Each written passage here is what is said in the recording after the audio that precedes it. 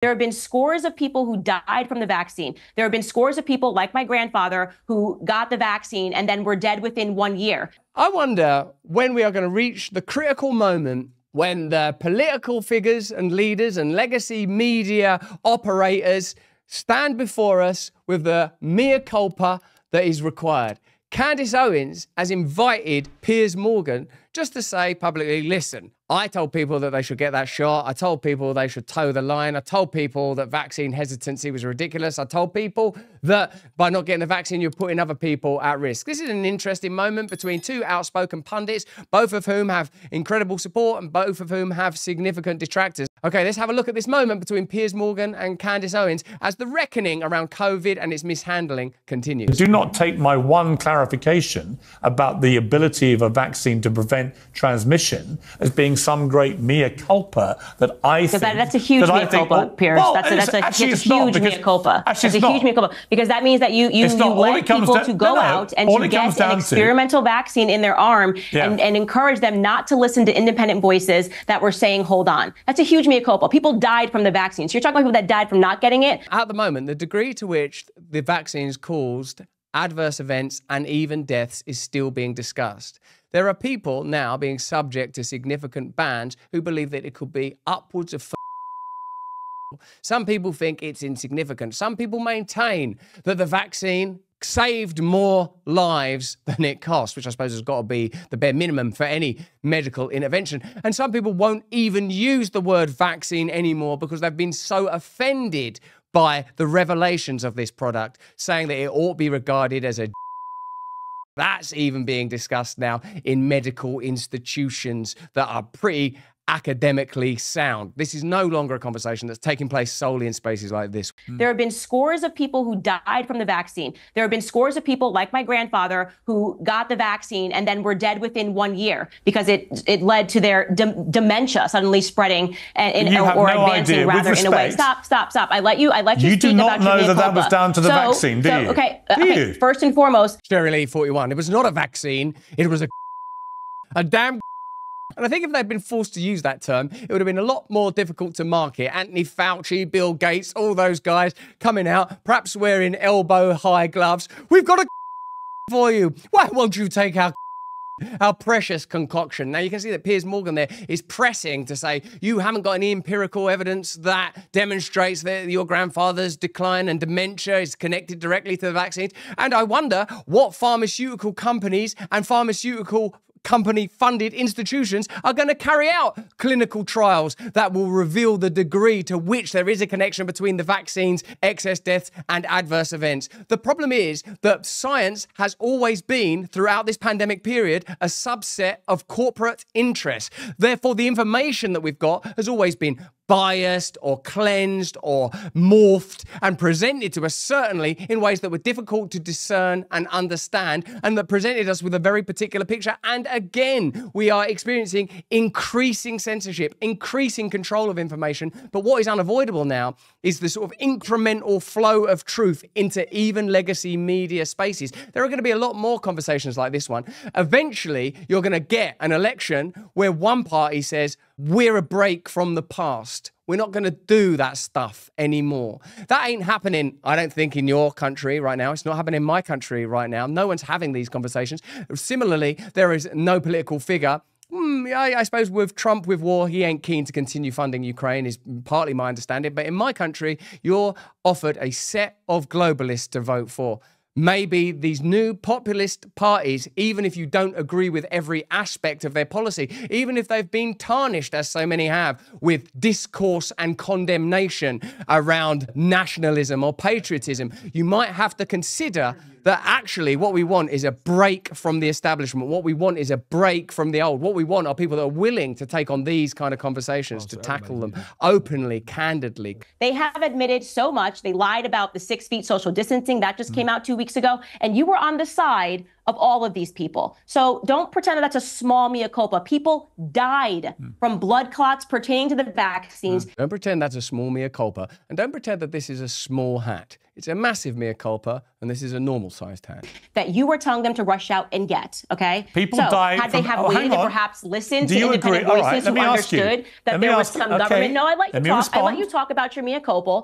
Had they have paused and listened to independent voices who have, I think, probably a greater strength when it comes up to standing up to government initiatives, because we recognize that the government is not our friend, and we recognize that the government is not trying to save our lives. Maybe those people would be alive. Maybe my friends who had miscarriages and my friends who were saying that it was impacting their menstruation until the government was ready to admit that 7 months later. If you had listened to people that were telling you their own experiences, someone I know that went completely blind in one eye because of some weird ocular clot.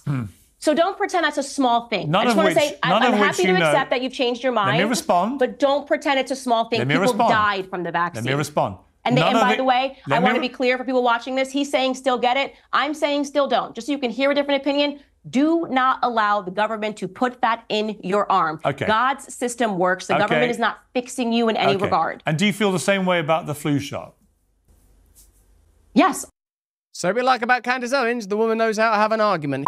We can't continue to bring you this awakening and hopefully enjoyable content without the support of our partners. That's why I've got to ask you, and I'm glad to ask you, are you struggling with back taxes or unfiled returns? The IRS is escalating collections, adding, get this, 20,000 new agents and sending over 5 million collection letters to kick off 2024 to spend on things that you probably don't agree with, like wars and measures and a total lack of infrastructure. In these challenging times, your best defense is Tax Network USA. Don't let the IRS take advantage of you. With over 14 years of experience, Tax Network USA have saved their clients over $1 billion in back taxes. No matter the size of your tax issue, their expertise is your advantage. They specialize in negotiating with the IRS, aiming to significantly reduce your debt. Tax Network USA doesn't just negotiate, they also protect your assets from IRS seizures and manage your yearly returns for ongoing compliance. Importantly, they are licensed to help you with all state tax issues, regardless of where you live in the United States. The clock is ticking. Don't wait as the IRS steps up its game. Seize control of your financial future now. Contact Tax Network USA for immediate relief and expert guidance. Call 1-800-245-6000 or visit taxnetworkusa.com/brand. Don't let tax issues overpower you. Turn to Tax Network USA and find your path to financial peace of mind. Right, let's get back to this content. Here is a British legacy media organisation publicly now acknowledging the likelihood that COVID vaccines have led to and contributed to. Now, if you watch some of the people that are likely to be censored, certainly you're not going to see them flourishing in public spaces on social media platforms. They believe that excess deaths could number as many as heard higher numbers even than that. How long do you imagine it will be before legacy media start talking in those terms, before the acknowledgement becomes this vaccine did more harm than good? This is from a British newspaper called The Telegraph. COVID vaccines could be partly to blame for the rise in excess deaths, but there's a lot of things that cause excess deaths. People have got unluckier. Bee stings have become deadlier. Shark attacks are more popular. Since the pandemic, scientists have suggested. Researchers from the Netherlands analysed data from 47 Western countries and discovered there have been more than 3 million excess deaths since 2020. And remember, there was a moment in my country where they changed the way that they recorded statistics because the excess deaths was too high. Oh, we've made mistakes. Maths doesn't work like that anymore. With the trend continuing, despite the rollout of vaccines and the containment measures, there's still attempts to mitigate and control this information even now. They said the unprecedented figures raised serious concerns and called on governments to fully investigate the underlying causes. Good luck, including possible vaccine harms.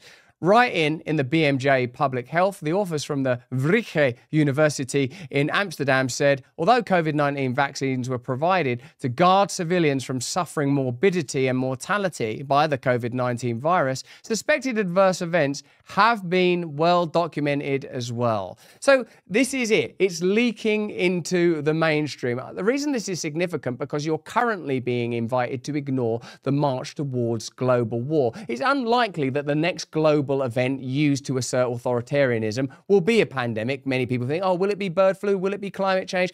If I had to pick the crisis, I would say it's going to be the escalation of war. When we spoke to Alex Jones, what he believes is the reason that censorship is stepping up is because we are on the precipice of another significant event. They must be aware. Look at that lineup at the G7. They must be aware of their collective ineptitude. They must be aware that this system is falling apart at the seams. They must know now that if it's down to democracy, the game is up. So surely they're going to have to start considering new systems and new devices and new ways of controlling the system. Both medical professionals and citizens have reported serious injuries and deaths following vaccination to various official databases in the Western world. There you are. The narrative is evolving. The truth is getting out. This is a very important time for us to support one another and remain open and transparent and to form new alliances. Hey, thanks for watching. If you want to see more uncensored content where free speech can flourish, join our live stream. Click the link right here to watch the next video if you want to, or become a member of a growing movement. Download the Rumble app and you'll be informed every time we make a new piece of content. Stay free.